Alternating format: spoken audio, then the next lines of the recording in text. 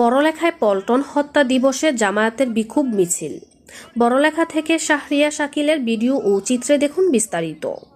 28 October পল্টনে সংঘটিত সহিংসতার প্রতিবাদে এবং ঘটনা সুষ্ঠু বিচারের দাবিতে মৌলভীবাজারের বড়লেখায় জামায়াতের ইসলামী উপজেলা শাখার বিক্ষোভ মিছিল অনুষ্ঠিত হয়েছে।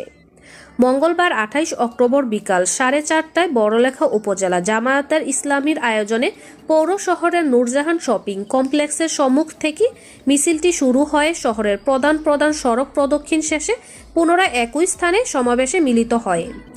বড়লেখা উপজেলা জামায়াতের ভারপ্রাপ্ত আমির মাওলানা ইসলাম উদ্দিনের সভাপতিত্বে ও সেক্রেটারি আব্দুল বাসিতের সঞ্চালনায় সমাবেশে প্রধান অতিথি ছিলেন মৌলভীবাজার 1 বড়লেখা জুরি আসনের সংসদ সদস্য পদপ্রার্থী মাওলানা আমিনুল ইসলাম।